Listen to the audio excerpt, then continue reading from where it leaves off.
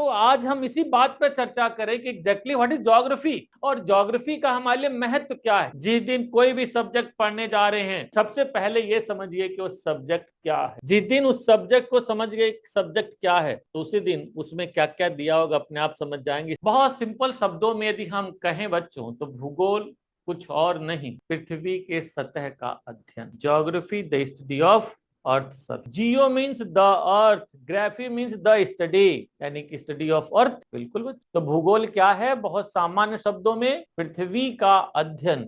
और थोड़ा सा बच्चों आगे बढ़ाओगे तो कह सकते हो पृथ्वी के सतह का अध्ययन। पृथ्वी का अध्ययन जब कहते हो तो पृथ्वी बच्चों बहुत बड़ी और पृथ्वी जितनी दिखाई देती है बच्चों, जो उसका टोटल एरिया है जिस पर हम सतह पर हैं, उससे भी बड़ी रहस्यमयी बच्चों पृथ्वी सतह के नीचे है। बच्चों पृथ्वी के सतह का अध्ययन भूगोल है, आंतरिक भाग का अध्ययन नहीं, क्योंकि आंतरिक भाग एक अलग ही डिसिप्लिन है जो कहलाती है जियोलॉजी, में अध्ययन किया जाता है। ध्यान रखना। तो कहने का मतलब ये है बच्चों कि आंतरिक भाग जो बहुत थोड़ा सा है उसे भी हमें पढ़ना। अब जब बच्चों पृथ्वी के सतह की बात होती है तो सबसे पहले फैक्ट्स आप लोग एकदम आज से माइंड में इसको बिठा लें कि पृथ्वी का कुल क्षेत्रफल है 510 मिलियन वर्ग किलोमीटर। जब हम लोग बच्चों पृथ्वी के सतह का अध्ययन करते हैं तो एक बड़ी इंटरेस्टिंग बात दिखाई देती है कि पृथ्वी के सतह पर दो चीजें दिखाई देती। इसके 360 मिलियन वर्ग किलोमीटर एरिया पर बच्चों जल फैला, या आप कह सकते हो नियरली 71% पर जल फैला है। बहुत बड़ा एरिया है बच्चों, बहुत बड़ा एरिया। 360 मिलियन यानी 36 करोड़ वर्ग किलोमीटर एरिया बहुत होता है भाई। This is a very huge area. इसीलिए इस विस्तृत एरिया को हम लोग कहते हैं जल दल। 150 वर्ग किलोमीटर एरिया में बच्चों स्थल फैला हुआ है, लैंड फैला हुआ है। इसीलिए इस बड़े एरिया को भी हम लोग क्या कहते हैं? स्थल मंडल, लिथोस्फीयर। इसके अलावा पृथ्वी के चारों ओर कुछ चीजें और मिलती हैं भाई, और ये बड़ी डिफरेंट तरह की चीज है। पृथ्वी के चारों ओर बच्चों वायु की एक मोटी परत पाई जाती है। ये जो वायु की मोटी परत है विभिन्न प्रकार की गैसों, धूल कणों और जलवाष्प से बनी है। और चूंकि बच्चों ये तो पृथ्वी के सतह के ऊपर है, then why we are reading here? Is there any significance? इसका महत्व है, बहुत अधिक महत्व। यह जो वायुमंडल है पृथ्वी के ग्रेविटी से बंधा, so it considered as a part of earth surface. तीसरा कौन सा हो गया? वायुमंडल, एटमॉस्फेयर। क्लियर? यानी कि 3 हो गए। फिर बच्चों इसी में एक और इंटरेस्टिंग बात देखेंगे। पृथ्वी के सतह पर चाहे जल में जाइए, चाहे स्थल पर जाइए, चाहे वायु में जाइए, जगह जगह विभिन्न किस्म के जीव मिलते हैं जो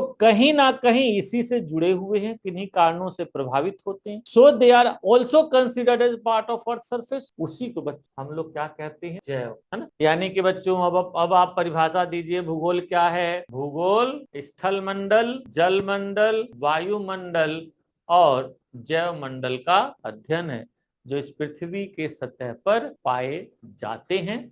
इसीलिए हमने बहुत सिंपल परिभाषा फाइन की। विद्वानों ने कहा क्या इतना बढ़ाने का मतलब है भाई? ये भी हम बोल सकते हैं साधारण तरह से, परंतु समझने के लिए तो उसको खोलना जरूरी है ना कि क्या क्या है पृथ्वी के सतह। ये सारी चीजें पृथ्वी के सतह से ही जुड़ी। क्लियर? अब बच्चों थोड़ा सा मामला आगे बढ़ाएं। भूगोल हमारे पास आ गया, पर मैं ये जानना चाहूंगा बच्चों कि ये जितनी भी चीजें बनी हुई हैं किसने बनाया है? एक बात आप लोग हमेशा ध्यान रखना कि इन सभी को बनाने वाला अलग अलग तरह से व्यक्ति बोले। एक धार्मिक व्यक्ति अपने धर्म के अनुसार बोलेगा, but in geography there is a word nature. हम लोग भूगोल पढ़ रहे हैं तो भूगोल में क्या शब्दावली यूज करेंगे?